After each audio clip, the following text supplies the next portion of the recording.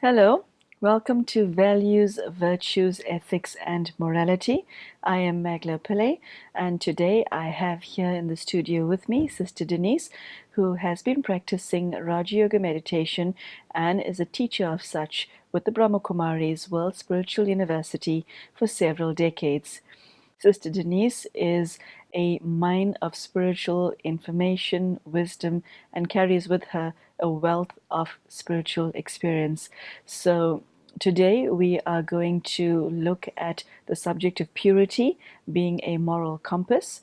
The purpose of this show, as you will see from all the other episodes, is to ask you, the listener, to look at your own conscience, look at your own sets of values and standards, and ask yourself the very simple question, is this working for you?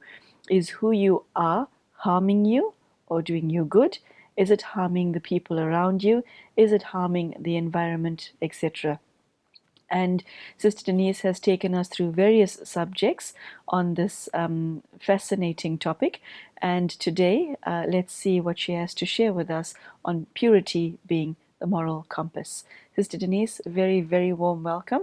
And as always, it's a pleasure to have you here with us in the studio. Angela. Thank you. So, the word moral compass is usually used when one is waving a finger at the other in judgment, and the word purity is practically unheard of.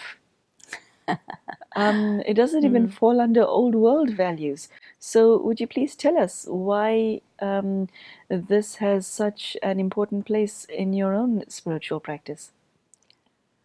There are 5 elemental qualities of the soul, and purity is the first one, but the least tangible. The others are peace. You know what peace feels like. Love, it's a different feeling. Inner power, that's another feeling. Deep happiness or bliss, that's another feeling. But purity is a state of being absolutely real, absolutely clean. Perhaps the analogy is the flawless diamond. So a diamond, you can absolutely see all the way through it. There is nothing obstructing it.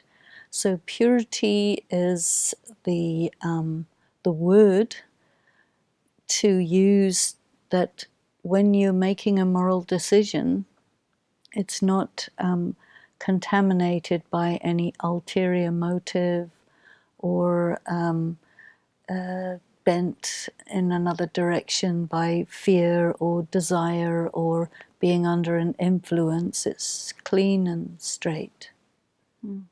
How would you define purity on a very practical level? How have you made purity part of your life? What is it? Is it cleanliness or what? It's many things. Cleanliness is a very big part of it. It's how you look through your eyes. It's the discrimination, the choice, where your eyes fall, what you listen to, how you interpret things. You know, there's many very subtle aspects of purity. Do you keep your mind clean? Do you keep your body clean? Keep your intentions clean? So it has a lot to do with cleanliness. Your intentions, that you are what you say you are. Your inside and your outside is the same. It's a kind of transparency. You're not hiding anything. You're not trying to seem to be something, but in reality you're something else. It's to do with clarity also. These type of things. Why has it that the world has lost their moral compass, or rather, actually, not lost it? Uh, they've, no. If you look at a compass that's not working, its dial is turning around all the time, and people don't know actually which way to go. What has caused humanity to lose that intrinsic sense of this is right, this is wrong? Where did it all go askew? I think one of the characteristics is this concern for looking good. It's like almost an epidemic that people really are not worried about the integrity of their being or their actions, but they want to be seen to be something. And so they will do anything to create an appearance, and they're not much concerned about what's behind that appearance. So on one hand, they're operating just as a veneer, you see, of being good. But then behind that, I think people feel it doesn't matter, it's nobody's business, who cares, what difference does it make? But they want to look good by the criteria of the people they seek to impress, and that is all to do with materialism.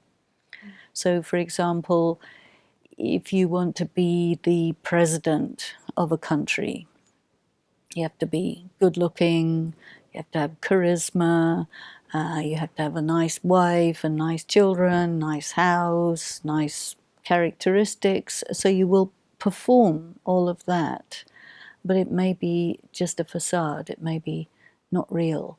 And you talk sometimes about the dark side of people, and maybe the good-looking aspect is very thin, and the dark part is very deep. So then the person is not very strong in that case. And the less strong you are, the less integrated you are with all the different parts of yourself, the more you will strive to look good. Mm. And I think that the moral compass that I'm talking about as purity is where you really want to be absolutely in line with yourself. You want to be true to yourself. You want to be what you really are. And so the concern is, what am I? And then if somebody likes it or doesn't like it, that's less of interest. But one strives to fulfill one's own criteria, and maybe the thing that you compare yourself against is not public opinion, which is very volatile, but you want to compare yourself against the being of God, the suggestions of God for how to be the best that you can be as a divine child of the divine supreme being. That last line, does feeling that way give one a sense of identity? Well, very much so, yes. Because in the world, it's all about your profession, your mask, your wealth, your looks, your achievements, your status, your influence, all of these things, which are really very ephemeral, very short-lived. Whereas the things that I'm talking about, they're really the eternal aspects of yourself that you really want to make sure that they are intact. And then from that place, that inner core, then you come into action accordingly and according to the circumstances, the people that are around you. So you come into action in a suitable way, but always you're coming from the reality of yourself. Sister Denise, I once heard it said that we are all damaged. The only question is to what degree. What happens if a person wants to be moral and upright and be the best that she wants to be? And what if they want to relate to God, but just the word mother sends them in hurtling in the opposite direction because of a very traumatic experience with mother, or perhaps the same with father, because those are the titles of God that I hear you use most often. Yeah, that's So true. what happens when an aversion to God because of those titles? What does one do in situations like that? Well, there's another angle you can look at, and that is that I, the self, am a very old antique in the restoration shop. And because you started off mentioning that everyone is damaged, and they're damaged by all of these relationships which are dysfunctional. By life. By life. Yeah, okay, antique. Yeah. So we're antiques. We've been hit here and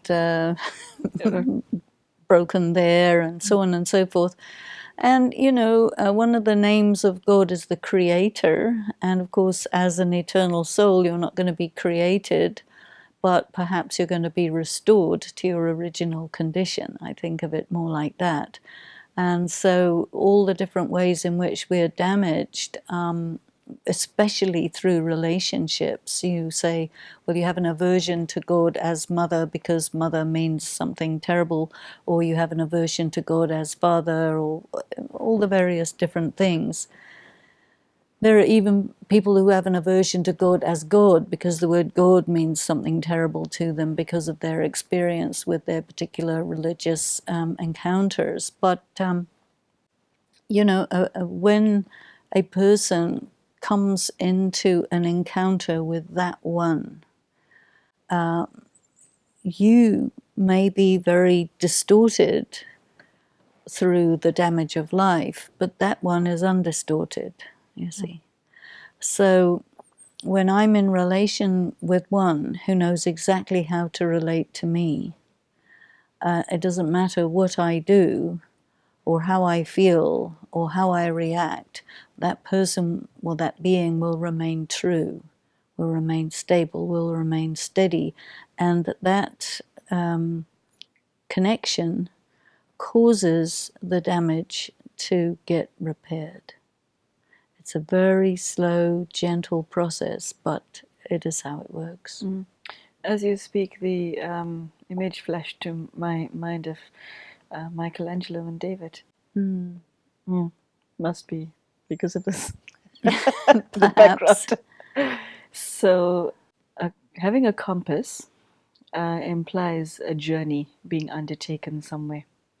Where are souls going to that they need a compass in the first place? Two places. One is you're going back to your original condition, Which is? Which is pure, perfect, beautiful, undamaged, how you were before anything ever happened. You're in your pristine condition. So that's a journey in, a journey back. But there's also a journey forward. So there's an evolutionary process taking place where you are growing into the potential that you have, and you're filling yourself up so that you can actually become what you were intended to be. So that's a journey forward. You're also journeying back to what we in Brahma Kumaris call the home, because every soul is a visitor to the earth. This is not our place of residence or our original place, but we are returning to the world of nirvana, the world of silence, the world of peace, where all souls come from. So we're visitors to this earth, we are guests, we are stewards, we play our part here, and when the performance is over, we return. So now there is a return journey, and so like the migrating birds, say in Canada, they gather together in vast quantities and they practice to fly south where they will spend the winter. So in a way, souls are doing something rather like that and getting ready to return back to the world of souls from where we came. And when you leave your body, You want to leave in the remembrance of God, so you practice to go to God. So there's also that. Okay. So is purity a destination for you? I would say that it is, yes, because the condition that we are in when we begin the spiritual work is definitely impure. Impure in two ways. One is the soul is contaminated by negativity, which is just a factor of life, and the other is impure in the sense of degraded due to age, just deterioration that happens. So just as any physical car will deteriorate, so also the soul deteriorates over time. And so you want to come back to your original condition. So the period of time in which that happens is one in which, instead of getting old and worn out and progressively impure, everything is reversed and you are going back to your origins. And we call this period of time the confluence age. And what does that mean? It's a It's an unusual term. confluence. A confluence also means where a river meets the ocean. Yeah, that's the context in which I know it. But you're talking about time. Well, it's also a context where the soul, the river, meets the ocean of God. And what happens in that encounter is that you are brought back to your original condition. When a soul meets God, are all souls destined to meet God? Definitely there has to be an encounter with God, which leaves an indelible impression on the soul, so that the soul is able to remember when the time comes to meet God again, because it's something that happens from time to time. Sister Denise, as you speak about purity and moral compass, I hear the words, but the feeling that is emanating from you is not so much silence, but stillness.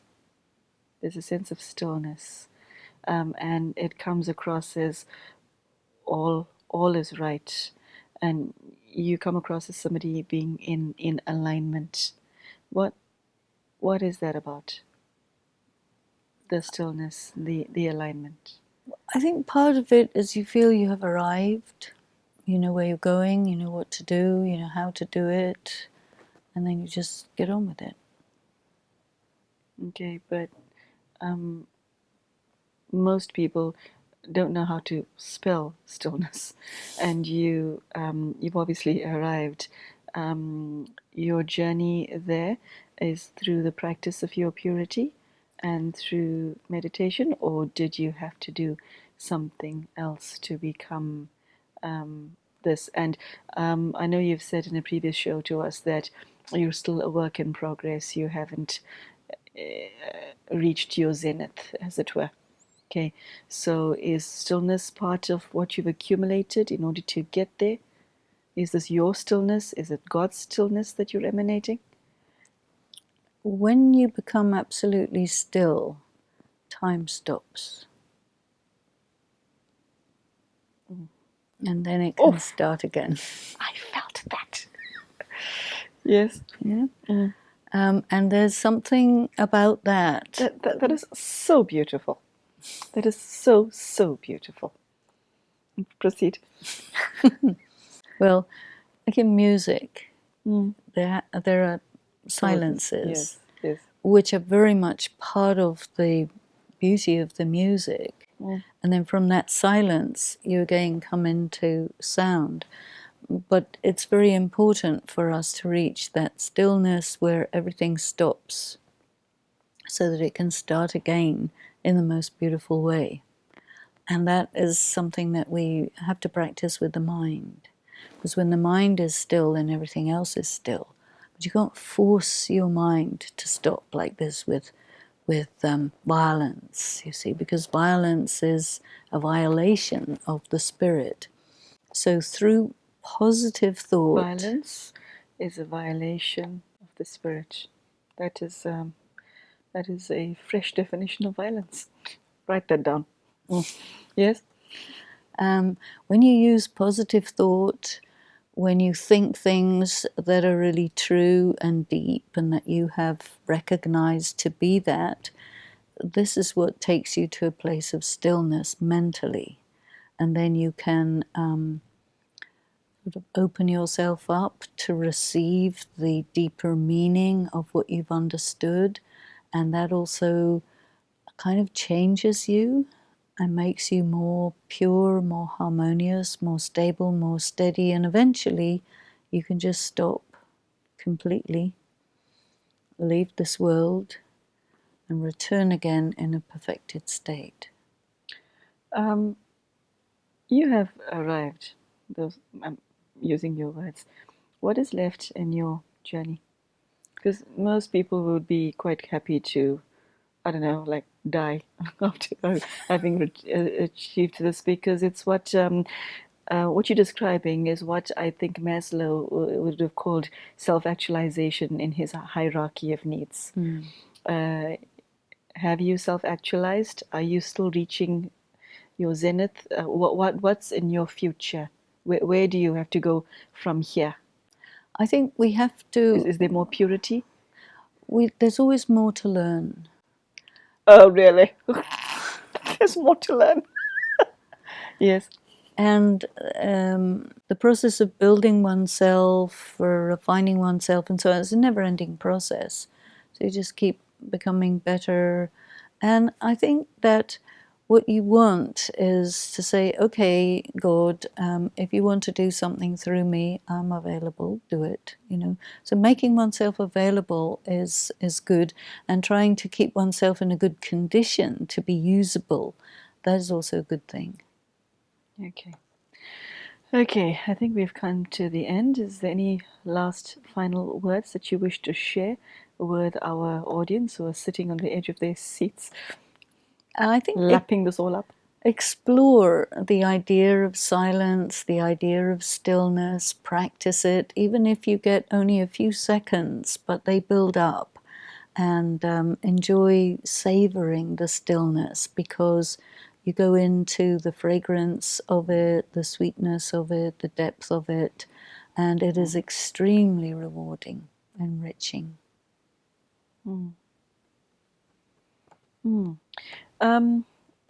I can't help but notice that none of the experiences that you speak about involve the body.